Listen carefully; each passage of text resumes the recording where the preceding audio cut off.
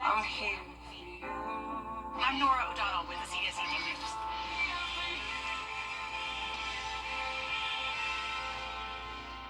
Whether you're a farmer, hunter, weekend warrior, or if your business has a fleet of trucks, North Augusta Customs is your authority on truck accessories and your exclusive dealer for spray-on bedliners and accessories by Linex, located just across the river on the Aiken-Augusta Highway.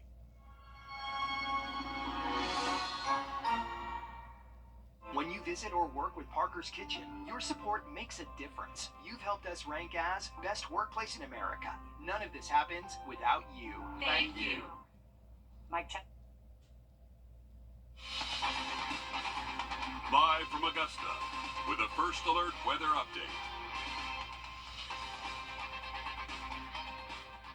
It is a First Alert weather day. We have been out all over the area, literally rain boots on the ground all across our area with what Tropical Storm Debbie has dumped across the area. It is basically parking itself all over Georgia and South Carolina, already drenching places that have seen a lot of rain that certainly don't need any more. Of course, we will check in with our team coverage across the area in just a minute, but we do want to first start with our chief meteorologist, Riley Hale. Thank you, Riley. Thousands of students had the day off today thanks to the storm, and some get another day off tomorrow. Bamberg, Allendale, Burke, Jefferson, Screven, and Jenkins County schools, they have made the call to cancel classes for tomorrow as well. Orangeburg County schools, they will have online learning. Jefferson County schools will be open tomorrow, but parents, school buses will not be able to pick up children on dirt roads. Leaders are asking you to bring your kids to a paved road if possible. Again, this just for parents in Jefferson County. Now you're taking a look now at a compilation of the damage we've seen across our area today, including trees down on Walton Way. We've also seen some roads washed out in Screven and Jenkins counties. These conditions, of course, not suitable for driving, and you really need to stay off the roads unless it is absolutely necessary. We now go live at 5 to your Sydney Hood in Jenkins County. And Sydney, you've seen a lot of this rain today, and it's certainly taking its toll on the roads there. Yeah, Meredith, I want you to take a look at where I'm standing at right now. I know it kind of looks like I'm standing in a giant pond right now, but this is actually South Jones Plantation Road right here in Millen. So you can just see all the water that's saturated all the way back on this dirt road right here. These are the exact conditions that emergency management officials were really worried about coming here with this constant rain. And to kind of give you an idea just how deep of the water we're talking about here, brought up my tape measure here, and earlier today we were measuring about 5 or so inches out here, but right now we are still sitting at about we've actually gone up to about 6 inches of water that I'm standing in right now. These are the exact road conditions that emergency management officials want you to avoid right now. We've seen a couple of cars come and they see the puddles of water across the road. They've turned around, but then we've seen some that have slowly gone through this area on the road here. Again, emergency management officials really want you to use caution when driving in this area or any parts of the county. In general, this is not the first road that's seeing this amount of water on it in Jenkins County and in Emmanuel County. We were out there all day yesterday and then a little some this morning. And with this constant rainfall that's just been going nonstop for the last couple of days, this is to be expected. This is what they prepared for. This is why emergency management officials had all hands on deck to prepare for events like this. So again, they really want you to use caution when driving on the roads, because this is not the only wet dirt road here in the county. And another thing to keep in mind too is the fact that we've got all hands on deck here. So that's the sheriff's office, firefighters, EMS. Most important thing for them right now is to keep you and your family safe. So again, they really want to stress to you, if you are out on the roads right now, you really want to take caution, and if you can, stay home if at all possible. Some very good advice for somebody who's been out there talking to experts and who has lived it herself. Thanks for that, Sydney. You're taking a live look now at Georgia Power's outage map. In Augusta, there are about 300 people without power, as well as some smaller outages hitting Hepzibah, Thompson, Sardis, and Pollard's Corner. Farther south in the Savannah area, that number jumps up to around 2,000 or so, with several thousand more households hit by outages in the Valdosta and Waycross areas of the Peach State. Now to Screven County with your Will Rio. Will, you've been touring the area today to get an idea of the impacts of Debbie. What are you seeing in your neck of the woods? Yeah, Mayor, right now we're really seeing flooded roads just about everywhere throughout Screven County. The one right behind me, no exception here. This is what we're really looking at throughout the county. May have warning people who live here not to travel on roads like this. Again, we've been saying this over the last hour and a half that they have run out of barrels, they've run out of cone signage to let people know that some of these roads are closed. We've been sitting here for about the last hour and the water has come up significantly since I've been here. Rain is coming down harder than it was earlier this morning when we got here at around 10:45, 11 o'clock. So significant changes here as we're starting to see the wind and the rain pick up. But here's a look at some video that we got from around the county earlier today.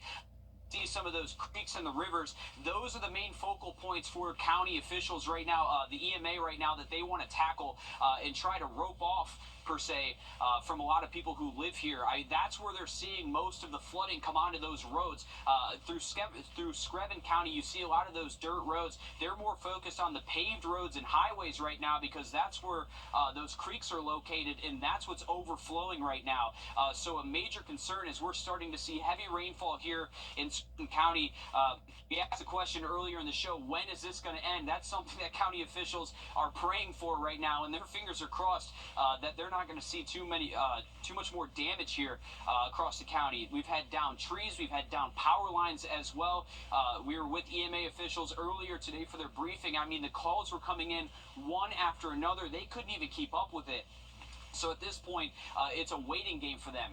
They can't come out and close down every road throughout the county, so they're really going to have to wait for this rain to stop before they can come out, assess some of those damages, and then close some of these roads here. But it's something that we're going to continue to monitor. As you can see, the rain is coming down very heavily here, so it seems like there's no relief in sight when they really need a break from some of this rain, Mayor. And really, people just need to stay inside, Will. I know we've said it a lot throughout this broadcast, but it's just important to reiterate that road where you're standing, you don't know what's underneath it, and you don't know how much water is there. It could easily take a car or an SUV, roll it, and Will, that's not a situation anybody wants to be in.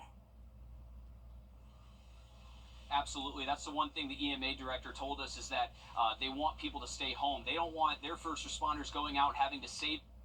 In fact, they're not going to do that if you drive your car into some of these waters and it gets stuck. I mean, they're going to leave that car there. They'll come out and help you, but they're most likely going to leave that vehicle there until they can get someone out there to get some help there. So it's just better if you can stay home, so you're not putting yourself and those first responders at risk. Right. It's just not worth it. Thanks so much for that, Will. We'll check in with you again live on News 12 at 6 o'clock. Our first alert meteorologist, Mikkel Hannah Harding, also live.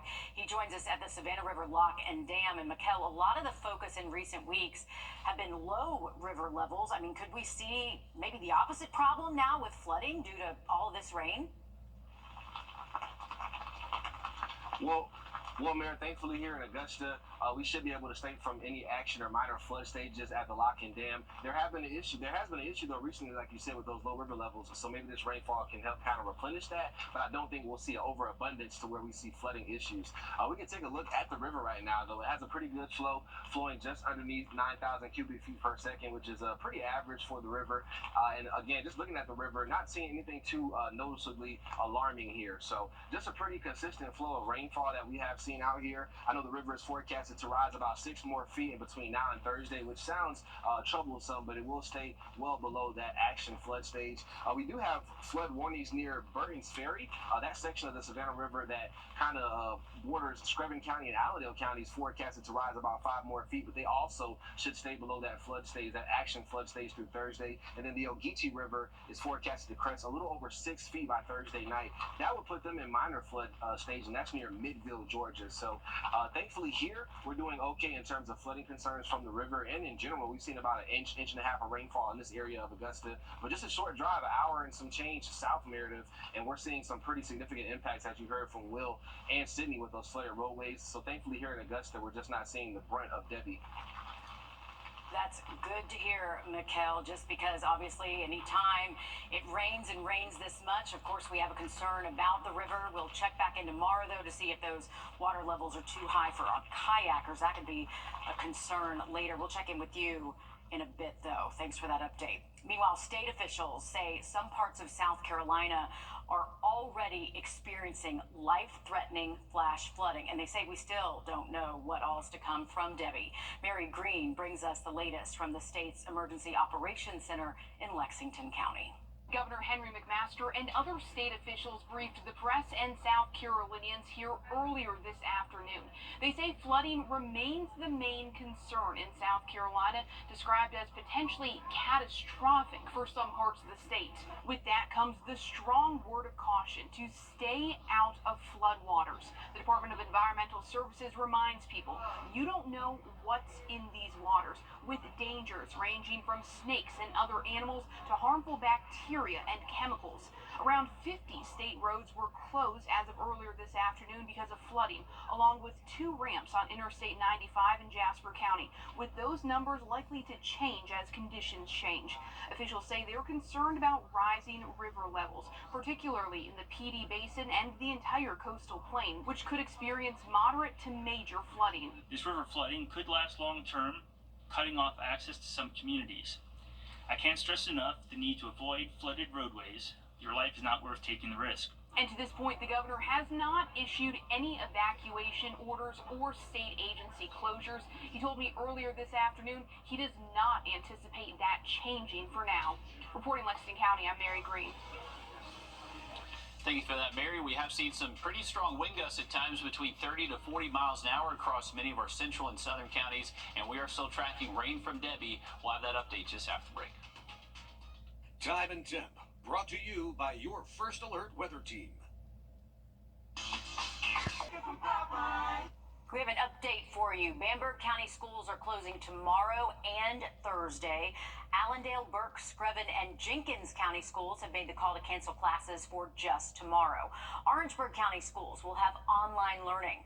Jefferson County schools will be open tomorrow, but they want parents to know school buses are not able to pick up your kids on dirt roads. So parents, you need to bring your kids to a paved road for pickup if possible. Beyond our neck of the woods, both Savannah, Georgia, and the Charleston, South Carolina area have been hit hard by Tropical Storm Debbie. Streets in both cities have been measured to have more than 2 feet of water in some places, and weather crews are out surveying possible tornado damage in Edisto Island, Kiowa, and Moncks Corner from the early morning hours of today. There are some reports, too, of vehicles that were flipped over from these tornadoes, as well as storefronts with shattered windows. In Beaufort, South Carolina, the floodwaters have already forced several people out of their homes. Well, most of the rooms are okay, but the front 2 are kind of really, like, the bad. Like, you can feel the floor squishing, like, there's water everywhere. Our garage is like 6 inches of rain, just chilling in the bottom. Curfews are in place in many coastal cities to discourage drivers from braving these flooded roads, and several law enforcement agencies say they've been handing out tickets to drivers going around barriers and closed roads. Riley, best to just stay off the roads and stay home right now. Absolutely, Meredith. That's the best thing to do. This rain is not going anywhere anytime soon, especially if you live south and east of Augusta, from Waynesboro to Millen all the way over to Allendale. Very heavy rain has occurred, and moderate rain still is continuing to fall. Much more on this coming up just after a short break.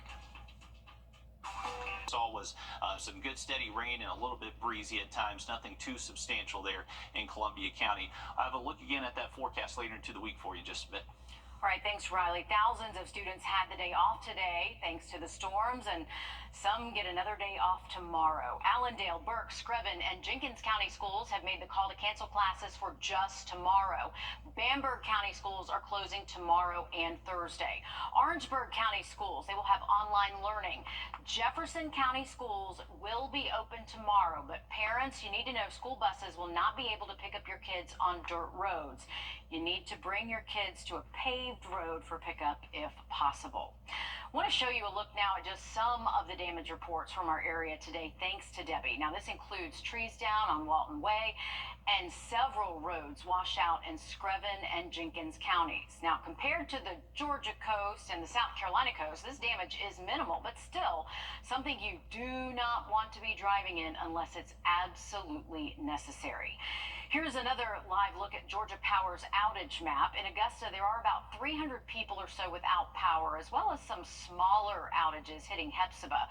Thompson, Sardis, and Pollard's Corner also, they have a few as well. Farther south in the Savannah area, that number jumps up to around 2,000, with several thousand more households hit by outages in the Valdosta and Waycross areas of the Peach State. Live at 5, we're going to your Sydney Hood now for a check-in in Jenkins County. Now, Sydney, that flooded road where you are right now seems to have only gotten worse since we last saw you. It really has, Meredith, and that's all because of this constant rainfall that we are experiencing right now. I'm on the edge of Jones Plantation Road, and you can just see behind me just how far this stretches back. I mean, for the road, for the most part, is completely saturated in water. And just kind of give you an idea of how deep we're talking here, I brought my tape measure out, and I want to measure for you just how deep of water that I'm standing in right now. Now, keep in mind, this is a road right here. Now, whenever I measured right here earlier, it was hitting around that 5.5-inch mark, and right now where I'm standing at right now, it's made its way up to 7 inches of water that I'm standing in right now. And again, this is a road that I'm standing on. This is Jones Plantation Road here in Jenkins County, and this is exactly the type of road, the type of situation that emergency officials want you to avoid. They wanted you to avoid driving on if at all possible, because all it takes is just a little bit of rain to get these dirt roads wet and saturated. And with the constant rainfall that we've been seeing today, you can see how this road's been impacted, and this is far from being the only road that we've seen this way. We've been in Jenkins and Emmanuel County all day today, all day yesterday, and with the constant rain coming in, and it doesn't look like it's going to slow down anytime soon, we could see more puddles form on these roads here. So that's really why emergency officials are urging you to use caution when driving in these areas, or completely avoid driving on these roads if at all possible. And on a day like today, it's really an all hands on deck type of situation, which is exactly what we've seen in Emmanuel and Jenkins County. They've got EMS, firefighters, the sheriff's office all on standby to not only help each other out, but to most importantly keep you and your family safe as the rainfall continues to flow here. And of course, just stay off the roads. I mean, it just takes a ruler's worth of water to sweep a car away, and it's very difficult once that happens to get a handle on the situation. Thank you, Sydney, for showing us just how bad it's gotten in some areas. Right now, flooding continues across Georgia's coastline as Debbie effects are still being seen. Madeline Bierster has been in Pooler all day. She brings us the latest from the neighborhoods there. I didn't think it was going to get this deep at first, because they supposedly had fixed the problem by putting in that new drain up here on this frontage road. And this is something that's happened before, but not this bad. Will Alt and Jeremy Boyette have lived on this street for some time. The flooding from Debbie, they say, started as water creeping in slowly. Some are better off than others now, as water enters many of the homes on this street. The water in his living room is ankle deep right now, and the house is straight down. I know they're underwater as well inside. Now this street, believe it or not, is not in a flood zone, according to FEMA. Many of the residents telling me they don't have flood insurance either. It's just not draining. Now it has dropped a little. It's receding, but again, I guess we're in the eye of the storm right now. So the bugs actually hit bugs, rodents, frogs. All the animals are going indoors. So like I said, our garage was full last night. The City of Pooler's Public Works Department tells me this is unprecedented flooding and not the norm. They went on to say there's only so much that the drainage can handle and that cities can design for. I'd like to see them, send a team in and find out exactly what's not happening. I mean, we know what's happening, but why is it happening? The city also says 2 lagoons near the neighborhood, as well as the street drains, all funnel into the canals behind this street, which contributes to the heavy flooding in the area. Now, that road in Pooler has since been closed, but for the people who live there, they'll have to just wait out the storm and either vacuum the water out or wait till it recedes, depending on their situation. With Debbie dumping rain in our area, the best way for you to stay in the know is to download our First Alert weather app. You can get your phone out right now, scan the code on your screen. It'll take you to your app store. The News 12 weather app is completely free, and you can even edit your push notifications so you only get the ones most important to you. Breaking, 3 suspects are now charged with murder and child cruelty after a baby was found unresponsive at the Budget Inn on Gordon Highway around 2 this morning. Now, 19-year-old September Seawright, 42-year-old Diane Seawright, and 39-year-old Antonio Nash are all in the Charles B. Webster Detention Center. The Richmond County coroner says the child, nearly 4 months old, was pronounced dead just a short time after authorities arrived. We're working to learn more about this investigation. Of course, we'll update you on air and online as we learn more. Riley.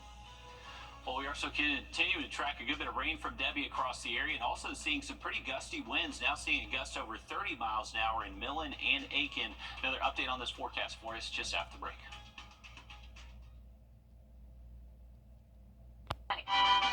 Never took you for a mariachi guy. Really not a huge fan, but seems to be all of us do these days. Are you 64.com? Who are you talking to?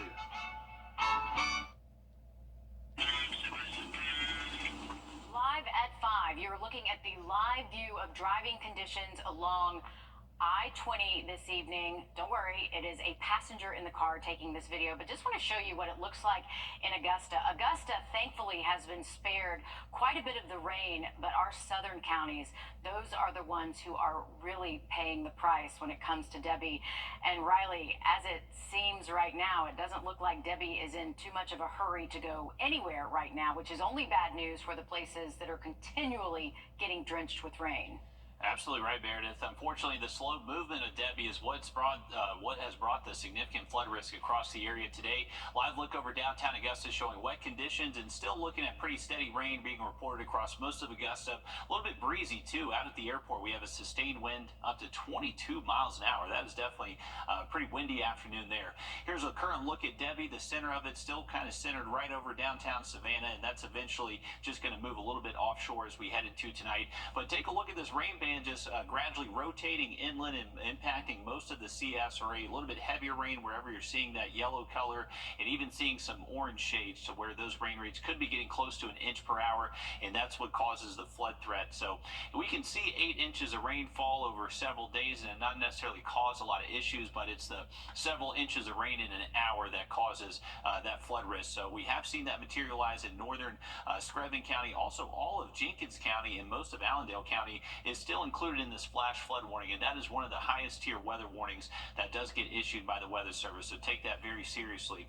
Here's our sustained winds, still over 20 from Augusta to Aiken. Down in Millen, they're currently at 17, Swainsboro 15. I would imagine it's pretty gusty there in Burke County as well. If you're heading out for the rest of tonight, I would try to stay inside if you can help it. I know here in Augusta we haven't necessarily seen a ton of impactful weather, but still some wet roadways out there, maybe some slick spots, and that rain is not really going to get out of Augusta until we get to much later tonight. The flood risk is mainly going to be for those southern counties that are still currently underneath that flash flood warning, and then as we head towards later tonight, we should allow some of our counties to be canceled from this flash flood watch, at least many of our western Georgia counties. There are going to be some of these counties that do stay in the flood watch until Thursday night into Friday morning, and that's going to be thanks to potential impacts from Debbie later into the week. Here's our rain chances the rest of tonight, so staying pretty steady through this evening. Once we get past, say, sunset, I would say the chance does go down, and that really ramps down once we get past midnight. Heading into tomorrow, this is going to be the setup. Debbie's going to be just offshore. We should be on the back side of it, just seeing a good windy north wind direction, and that should help keep our highs generally in the 80s tomorrow afternoon. Now, once we get into Thursday, it is expected to turn back inland, so that could bring a heavy rain threat to some of our South Carolina counties. Doesn't look to really impact Georgia Thursday, so that's going to be the thing. I know the CSRA, we kind of split those two states in half, so our South Carolina counties could be impacted as we head throughout the day Thursday. Our Georgia counties likely won't see much rain Thursday from Debbie. Once we get into Friday, that system should be working its way into North Carolina and should continue that path north of us as we head into the weekend. And by the weekend, it actually looks like a very nice setup with a little bit drier air pushing in.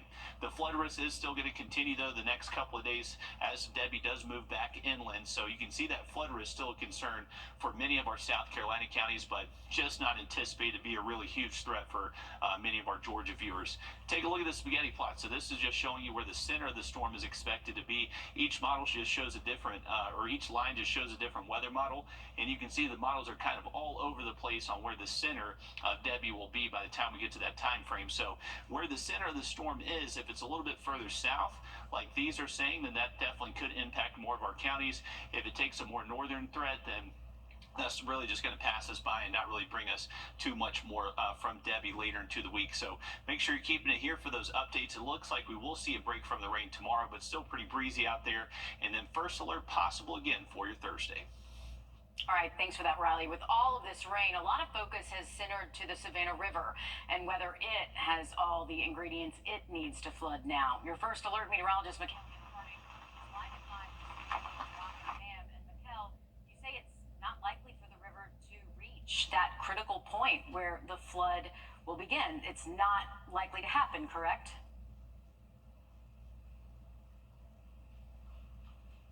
Flooding concerns are really limited to none. We've actually caught the better side of Debbie in terms of not seeing those greater impacts like some of our southern counties an hour and a half south of Augusta are seeing with those higher rainfall totals. But I'm out here at the Lock-In Dam. You can see it here behind me. Definitely not noticing anything too abnormally concerning out here in terms of the lake and the flow, or excuse me, the river and the flow of the river. So we are definitely seeing some pretty good rainfall out here right now. The river here is forecasted to rise about another 6 feet in between now and Thursday night, but that will still keep it below action flood stage, which is the lowest flood stage that a river can have in general. As we go down towards Burton's Ferry, they're seeing a flash flood warning down there in that area, and they are expected to rise about 5 more feet, but they also should stay out of flood stage at Burton's Ferry. The Ogeechee River at Midville, though, that could reach minor flood stage by sometime Thursday as they rise about another 5 to 6 feet as well. But here in Augusta, we're not expecting any issues from river flooding, but as I mentioned, rainfall is still falling out here. You can see me with the umbrella. It's coming down at a good clip. Also, it's still a little bit breezy out here as well. I know Riley mentioned a 22-mile-per-hour sustained wind at Bushfield Airport. The Lock-In Dam is not too far away from the airport. So we're still seeing impacts here in Augusta, Meredith, but thankfully they're just not as bad as our counties to the south. All right, thanks, Mikkel. We will take that for sure, and of course, continue monitoring the river to see if anything changes. Do you have Facebook friends who love nothing more than to cause trouble on just about everything you post? I'm Jamie Tucker, coming up how to put them in timeout without them knowing it so you can post whatever you want. First Alert Radar, powered by Jim Hudson Automotive Group. When the unexpected.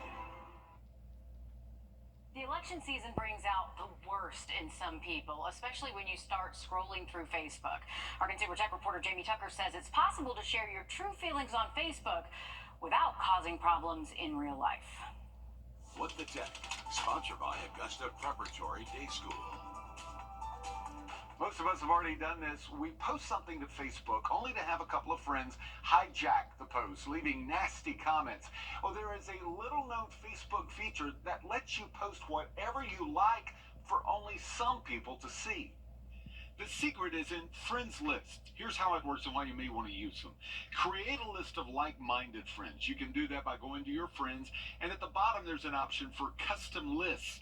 Then create a list of friends who are always looking for an argument. I name mine jerks and troublemakers. Now add friends to those lists. I haven't found a way to do this on the mobile app, so you'll need to use a computer. You can click your custom list and then the 3 dots in the upper right hand to add or remove. You can also add friends when you see one of their posts or comments in the feed by clicking their profile. Then where it says friends, hit Edit Friends List and add them to the list you just created. This is not going to prevent you from seeing their post, but you can prevent them from seeing yours. And when you post something you only want some friends to see, change the privacy of the post by clicking or tapping here to make the post visible to certain friends, or you can make the post visible to everyone except people on the easily offended or troublemakers list. Facebook says it won't notify them that you are taking a break or that you've added them to one of those lists, so it's almost like calling them a jerk under your breath. That's What the Tech. I'm Jamie Tucker.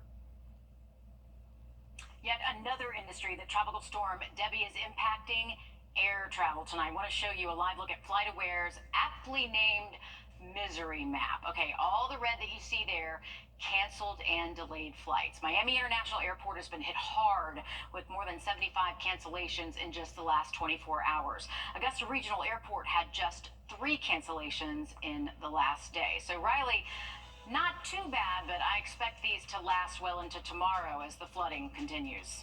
Yeah, Mayor, luckily the major hubs are dodging the worst of Debbie, but we are still looking at rain to continue here in Augusta, and it will be breezy at times. The north wind steady around 15 miles an hour at least. I'm going to look at the forecast just after the break.